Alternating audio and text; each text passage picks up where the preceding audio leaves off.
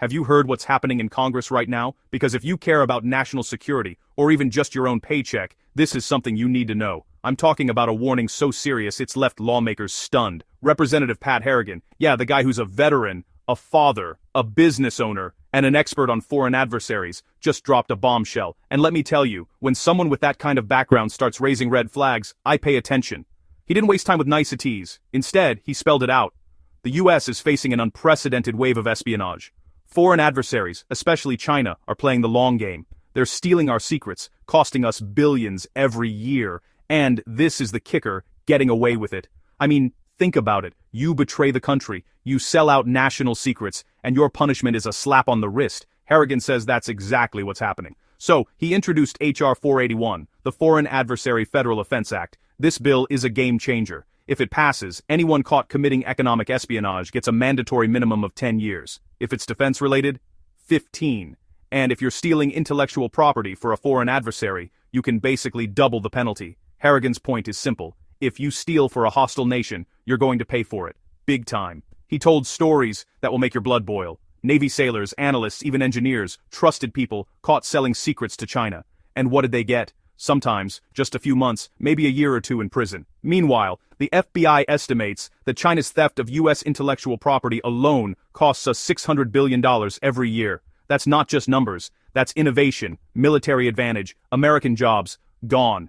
Harrigan's warning was loud and clear. Weak penalties are an open invitation for more espionage. He called out Congress, saying that if we don't get serious, we're putting our security, our economy, and our future at risk. This isn't just a left or right issue. Harrigan's asking everyone, Democrats, Republicans, independents, to get on board. Because at the end of the day, this is about protecting America. So here's my question for you. Do you think harsher penalties will actually stop foreign espionage? Drop your thoughts in the comments. I read every one. Don't forget, if you found this valuable, hit that subscribe button so you never miss out on stories that matter. Thanks for tuning in, and I'll see you in the next one.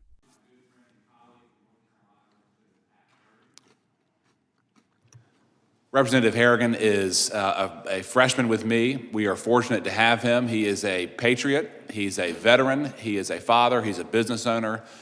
He is someone who has immense capabilities, who cares about this country, and he has a very high level of expertise when dealing with foreign adversaries to this country. He has an important piece of legislation that deals with external attacks.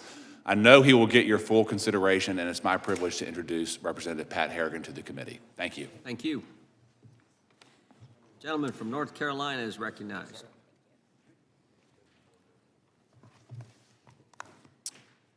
Thanks to Representative Knott for that kind introduction, and Mr. Chairman and distinguished members of the committee, good morning. I appreciate the opportunity to speak to you about a bill that goes straight to the heart of our national security. We are facing an unprecedented wave of espionage from statutorily designated foreign adversaries, and the response from our legal system has been far too weak. My bill, H.R. 4081, the Foreign Adversary Federal Offense Act, fixes that. It creates mandatory minimum sentences of 10 years for economic espionage and 15 years for defense espionage. It also doubles the penalties for intellectual property theft committed on behalf of foreign adversaries. If you steal for Beijing or some other hostile power, you should expect to spend a long time in federal prison. The scale of this threat is staggering, and I'd like to lay it out for you. In April, former Army analyst Corbin Schultz sold missile defense data, satellite intelligence, and deployment plans to someone working with the Chinese government. For betraying his country, Mr. Schultz was paid $42,000. Despite this blatant violation of his oath, he was sentenced to only 84 months in prison. In August, 2 U.S. Navy sailors, Jin Chao Wei and Wen Hang Zhao, provided Chinese intelligence with ship blueprints, weapons systems, and troop movements. They were trusted with our national security, and they sold it off.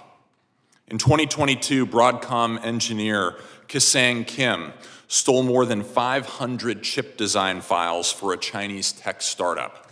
He openly admitted that he did it to help China compete with the United States and received only 8 months in prison. Meanwhile, the FBI estimates, and this is corroborated by our work on the Science, Space, and Technology Committee, that up to $600 billion in American intellectual property is stolen every single year, almost all of it by China.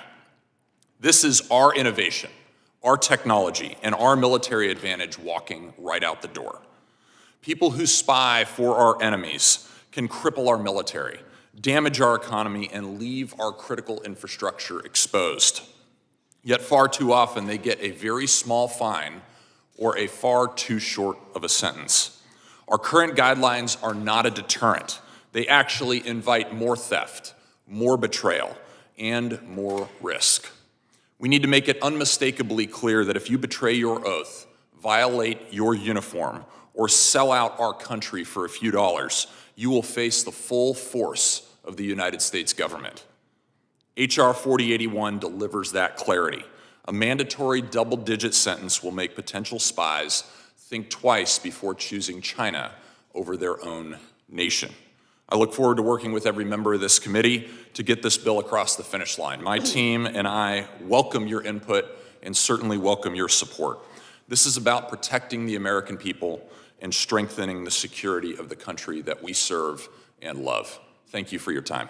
You bet. Thank you, Representative. Thank you for your service to our country. Thank you for your legislation that you've brought